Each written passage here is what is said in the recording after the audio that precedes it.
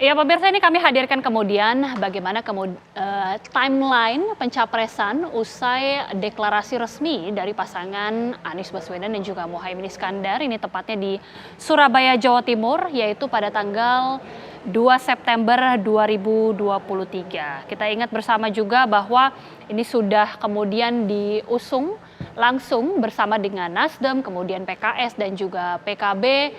Dan bahkan kemudian mereka bersepakat untuk membentuk Timnas Pemenangan Amin atau Anies Muhaimin, tepatnya pada tanggal 13 September 2023. Selanjutnya juga pemirsa pada tanggal 16 September 2023, nah ini kemudian PKS juga akhirnya resmi setelah kemudian sempat gambang, akhirnya PKS memberikan dukungan juga kepada pasangan Anies dan juga Muhaimin Iskandar usai menggelar rapat Majelis Syuro pada waktu itu, tepatnya Majelis Syuro ke-9 PKS. Bang Kodari, kalau kita lihat kan ini sudah ada 3 partai yang mendukung, mengusung Anies dan juga Caimin. Setelah kemudian juga sudah daftar ke KPU, bagaimana melihat peluangnya ini Anies dan juga Caimin di berkontestasi di Pilpres 2024? Iya, Caimin ini kan sudah jadi wakilnya Mas Anies kan udah cukup lama ya, udah mungkin sebulan, hampir 1,5 bulan barangkali. Kalau lihat survei-survei yang ada, surveinya belum banyak bergeser. Jadi sebetulnya tesisnya Pak Surya Paloh ini pada hari ini menurut saya terancam ini nih, terancam tidak terbukti begitu. Walaupun balik lagi, kembali kepada teori di awal bahwa peta suara para kandidat ini kan sebetulnya pangkal muaranya adalah respon masyarakat kita terhadap kinerja Pak Jokowi begitu. Dan dari kinerja Pak Jokowi, angkanya itu kan masih ya 70-80%. Artinya ruang bergerak bagi Mas Anies ini masih terbatas. Lain halnya, dan saya rasa baru akan terjadi perubahan suara yang signifikan bagi pasangan Amin apabila tingkat kepuasan kepada Pak Jokowi itu melorot, misalnya sampai ke 50%, 60%. Nah, kalau sampai melorot begitu jauh, maka bisa jadi, atau dugaan saya, hipotesa saya, pasangan Anies Amin ini akan meningkat secara signifikan. Akan berpotensi meningkat secara signifikan. Karena kolam suara yang ingin perubahan itu nanti akan didominasi atau diisi sendirian oleh Anies Muhaimin gitu. Katakanlah misalnya begini, sekarang ada keputusan MK yang pro kontra begitu. Lalu banyak yang tidak puas dan kemudian berujung pada turunnya tingkat kepuasan Pak Jokowi. Misalnya dari 80 turun jadi 60, jadi misalnya cuma 55% begitu. Saya kira itu akan memberikan ruang bagi Mas Anies nih untuk untuk naik. Nah, ini kan menjadi menarik karena kelihatannya pada hari ini justru Mas Anies nggak terlalu banyak pendukungnya, juga nggak terlalu banyak mengkritik soal MK ya. Yang paling banyak kan PDI Perjuangan gitu. PDI Perjuangan mengkritik MK, mengkritik Pak Jokowi. Karena dianggap meninggalkan PDI, tapi nanti dapat suara justru Anies Baswedan.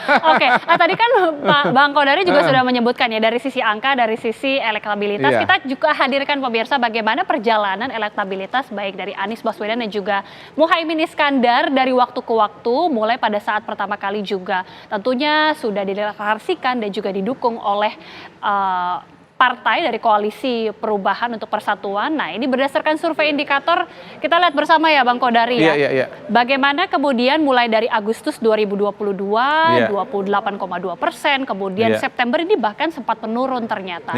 Lalu kemudian meningkat lagi di November menjadi 32, sempat turun ya, artinya naik turun sampai di bulan September 2023. Ini di angka 21,5. Itu tadi indikator. Kita hadirkan juga dari survei LSI. Sama juga grafiknya juga terakhir di September ini menurun. Dari poll tracking juga sama sempat peak di November 2022 tapi sampai di September 2023 ini di angka 19,9%. Ini bagaimana kemudian membaca dari hasil survei Anies ini, khususnya dari Anies, Bang Kodari? Saya mencoba kayak calon wakil presiden begini tangannya. Itu saya kira itu lembaga-lembaga survei yang berbeda ya. Tetapi trennya mirip. Kita lihat pada bulan Oktober November itu dia sempat di angka 29%. Betul. Saya kira ada 2 alasan. Pertama baru dideklarasikan, jadi sedang euforianya lagi semangat-semangatnya. Yang kedua memang waktu itu tingkat kepuasan kepada Pak Jokowi mungkin sekitar 60-an 70-an%. Tetapi masuk kepada awal tahun 2023, kita lihat trennya udah mulai menurun ya. Turun ke angka 25, turun ke angka 26. Karena waktu itu tingkat kepuasan kepada Pak Jokowi mengalami peningkatan, perbaikan. Dan kita lihat ujungnya justru ya setelah setahun dideklarasikan dari malah Agustus suaranya 2022 ke malah Agustus turun ke 20-an 2023. begitu loh. Nah, kenapa 20-an? Karena tingkat kepuasan kepada Pak Jokowi sekarang 80-an% begitu. Apakah itu memang tergantung sekali dengan tingkat kepuasan dari Pak Jokowi? Bagaimana kemudian dari figur Anies Baswedan ini sendiri? Ya, Mas Anies ini, jadi begini, kalau kita bicara mengenai konstelasi calon presiden wakil presiden, itu kan ada faktor internal, ada faktor eksternal. Faktor internal itu daya tarik pada kandidat itu sendiri. Tetapi sebetulnya pada semua pertarungan itu selalu diskusinya atau dialektikanya itu adalah antara keberlanjutan dan perubahan. Iya, selalu itu. Nah, Mas Anies ini sebetulnya agak kurang beruntung karena apa? Karena di akhir masa jabatan kedua Pak Jokowi itu ternyata tingkat kepuasannya malah paling tinggi dalam sejarah kepemimpinan Pak Jokowi gitu. Kalau bicara presiden-presiden yang lain baik di luar negeri maupun di Indonesia, justru di ujung itu memang rendah. Contohnya Pak SBY. Pak SBY itu menjelang akhir masa jabatannya di tahun 2009 itu justru sedang rendah-rendahnya. Saya ingat 1 tahun sebelum berakhir masa jabatan Pak SBY 2009, jadi survei pada tahun 2008, itu bahkan kepuasannya mencapai 35%, 37%. Sehingga waktu itu aspirasi atau keinginan perubahan itu menjadi besar.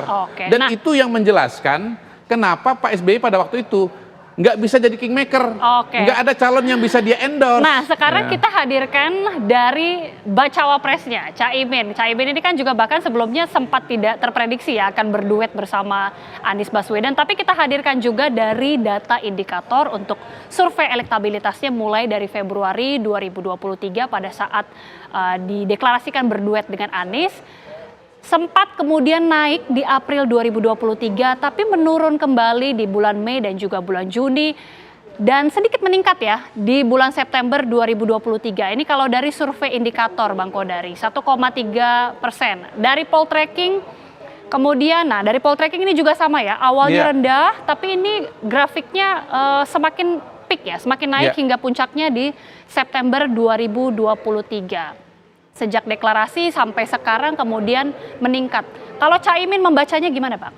Iya, Caimin trennya justru saya lihat sebaliknya dari Mas Anies ya. Malah meningkat Kalau Mas Anies dari atas turun ke bawah. Kalau Caimin ini dari bawah kemudian mulai beranjak naik ke atas. Apa yang bisa dibaca, Bang? Ya, begini saya lihat karena ada kepastian politik. Pertama-tama ada kepastian politik. Yang kedua, memang kelihatannya ini dengan perkembangan politik, maka jumlah calon wakil presiden yang tadinya banyak sekali, lama-lama udah mulai mengerucut. Sehingga pilihan masyarakat pun juga sudah mulai fokus kepada ya beberapa nama saja begitu.